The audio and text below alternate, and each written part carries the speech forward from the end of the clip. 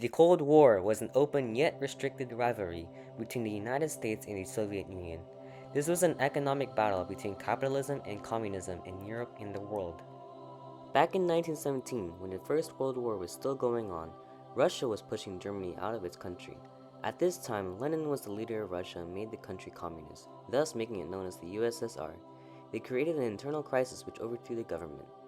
During this time, the United States, Britain, and Russia were still at peace with each other.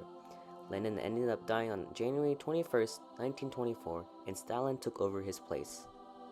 Stalin implemented his 5-year plans, which transformed the USSR from an agriculture economy to an industrial one. The USSR wanted to spread its communism to other European countries, which caused the relationship between the old allies to start to deteriorate.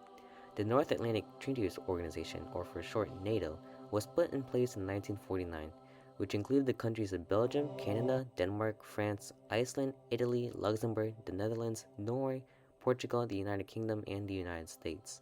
The establishment of NATO ensured the USSR that the West was going to try to destroy them. America announced the Truman Doctrine, which stated that they wanted to prevent communism from spreading around the world. Later, Berlin was split between West and East Berlin. In 1848 to 1849, America launched a Berlin airlift to help economically aid West Berlin. They suffered a Berlin blockade from the USSR when they blocked the Western Allies' railway, road, and canal access to the sectors of Berlin under Western control. Around this time, the USSR had developed its own atomic bomb, and if a major war broke out between the US and Russia, it would cause unbearable destruction. China was in a civil war since 1927, and they ended up becoming communist and joining the Soviet Union with a treaty. In 1952, Eisenhower became the President of the United States, and at the same time, Stalin died of cerebral hemorrhage. He was replaced by Nikita Khrushchev, who from 1956 would go on a campaign of de-Stalinization. Khrushchev wanted the Soviet people to have greater freedoms. Also at this time, a ton of revolutions were suppressed, including the East German Uprising, the Hungarian Revolution, and the Poznan protests in Poland. Khrushchev did allow some mild reforms in Poland, called the Polish Thaw. He permitted more cultural expression and then banned anything that went against what he wanted. Therefore, modern art, jazz music, poetry, and Western culture were banned. For a couple of years, America and the USSR were spying on each other. NATO was digging a tunnel under East Berlin to keep a check on the Soviet Union's communications. However, the Soviets knew about this because they had a spy to tell them. Overall, America had the edge in technology and espionage for spying. U-2 spy planes flew across Russia with surveillance cameras from the skies. When one of these planes was caught and shot down in 1916, it made Khrushchev very furious. There was a missile gap in the favor of the Soviet Union, meaning that they had a lot more missiles. Nikita Khrushchev was really confident because of this, which led to America building a technology exhibit. The name of this exhibit was the American National Exhibit in Moscow, which was built in 1959. When both sides of the Cold War upgraded their atomic bombs to hydrogen bombs, tension was starting to grow. The United States was the first to test their hydrogen bomb back on November 1, 1952. The Warsaw Pact was set up in response to West Germany joining NATO, and this pact maintained a balance of power in NATO. This strengthened the bond between the Soviet Union and its satellite states. In response, America elected John F. Kennedy as president in 1960 because he would be tough on communism. The Soviet Union was advancing its technology really well, but this came at the cost of spending a lot of money. All the money went to the military and not to the people, and living conditions under communism were very hard to handle. Berlin was becoming a problem to the Soviet side. West Berlin was economically prosperous while East Berlin was struggling. Therefore, people from East Berlin decided to move to West Berlin in hopes of better living conditions. The United States were in West Berlin, and Khrushchev's plan was to threaten them to leave. If that didn't work out, which it didn't, he would build a wall separating West and East Berlin. Ever since August 13, 1961, Berliners were trying to escape over the wall, and hundreds would die trying to do so. Overall, the wall would show the growing failures of the communist system. The East Berlin Guard stopped letting US diplomats over, which got Kennedy mad. In October of 1961, the US started putting up tanks to the crossing point at Checkpoint Charlie as a show of strength. The Soviets repeated this, and the two superpowers were at a standoff for 16 hours. The world was preparing for a nuclear disaster. Then, the United States and USSR agreed to start moving their tanks away from each other, slowly doing so.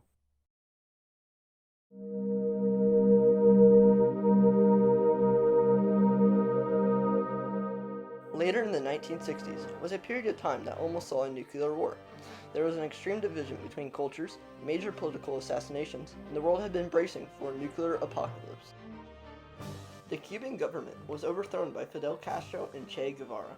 This was a cause of concern to America because they didn't want a communist country in their own territory. Therefore, the U.S. began to train Cuban exiles in an attempt to invade Cuba and overthrow Fidel Castro. This was known as the Bay of Pigs invasion of 1961, which turned out to be a massive failure. Back to the Soviet Union, Khrushchev had a lot of nuclear missiles, but those missiles were medium range and couldn't reach America. On October 14, 1962, a U.S. spy plane noticed that Cuba had Soviet missiles. This was very alarming to the United States because if Cuba decided to invade, a nuclear war would happen with the Soviet Union. So, the United States tried to stop this by putting up a blockade around Cuba, and the U.S. Navy would stop and search any Soviet ships heading to Cuba and would sink any ship that didn't agree to their terms. The Soviet Union responded by getting their military ready and getting their missiles aimed directly at America. The U.S. did the same, and they started planning an attack on Cuba. It seemed at this point that World War III was about to happen. Khrushchev denied Kennedy's demands for the missiles to be removed. For the first time ever, the U.S. Strategic Air Command moved to DEFCON 2. This meant that military forces would stand ready to deploy and fight in 6 hours or less. DEFCON 1 would mean nuclear war. A Soviet nuclear submarine in the Caribbean thought that war was going on, so 2 of the senior officers gave the go-ahead to fire the nuclear torpedo. However, the 3rd senior officer refused to authorize his decision, which saved the United States from disaster. This whole situation was known as the Cuban Missile Crisis, and it peaked on October 27, 1962. Kennedy agreed to not invade Cuba, call up the U.S. naval quarantine, and remove its missiles from Turkey, while Khrushchev agreed to remove the missiles from Cuba under the supervision of the United Nations and to not reintroduce them. The 2 sides had finally come to an agreement. John F. Kennedy was assassinated in 1963, and Lyndon B. Johnson took office. He inherited a developing crisis in the East, which was Vietnam. Before the assassination of Kennedy, the United States and the USSR agreed on a limited test ban treaty called the Partial Nuclear Test Ban Treaty of 1963. The Soviets got rid of Khrushchev and they replaced him with Leonid Brezhnev.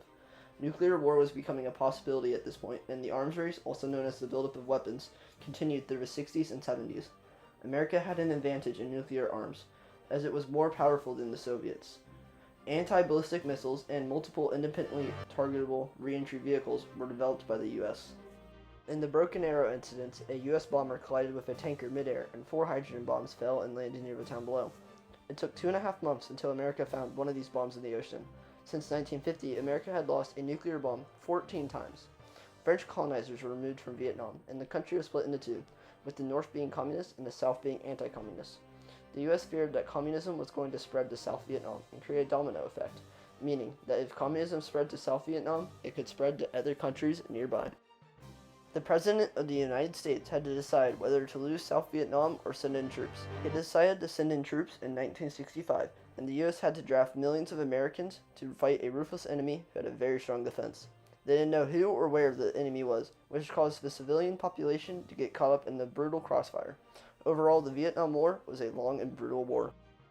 In 1968, Richard Nixon was elected as the next President of the United States. Since the Vietnam War was proving to be unwinnable, Nixon decided to bring all the troops back to America, and this ended the U.S. involvement in Vietnam in 1973. 2 years later, South Vietnam would fall. The Cold War was starting to affect both superpowers badly. Soviet people were poorer than people in the West. The USSR and the U.S. would need to reduce spending to save their economies. In 1972, a number of treaties were signed, which included the Strategic Arms Limitation Talks Agreement, and that same year, Nixon would resign from office because of the Watergate scandal. Gerald Ford would replace him as president, and Jimmy Carter would be elected as president in 1976. Jimmy Carter and Brezhnev would meet again for another SALT agreement. Tension was going on, and the Soviet Union would put down attempts at reform and rebellion in the Eastern Bloc. Between 1977 and 1982, the Euro missile crisis saw new and improved classes of intermediate-range missiles. In the 1980s, the United States decided to elect someone that would be tough on communism, which was Ronald Reagan. In 1983, he wanted to continue the arms and space race, so he came up with the Space Defense Initiative, otherwise known as the SDI, which cost a lot of money.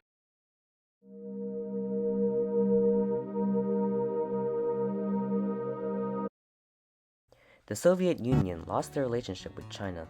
Brezhnev became old and would die. Gorbachev would become the next Soviet leader in 1985. He thought that the Soviet system and economy wasn't doing well because the Soviet people couldn't find satisfaction in their work. He ended Soviet spending on the arms race to save the economy. The Iron Curtain, or the Berlin Wall, was removed on the Eastern Bloc. Each German saw their chance to go to the west by heading to Hungary and then crossing the border to the west. On November 9, 1989, the travel ban between West and East Germany was lifted. In that same year, elections were finally held in the Soviet Union. Gorbachev's attempt towards internal reform had weakened the Communist Party and allowed power to shift to Russia and other constituent republics of the Soviet Union. On December 26, 1991, the Soviet Union collapsed and 15 nations that were newly independent were born, including Russia with a democratically elected anti-communist leader. The Cold War had come to an end.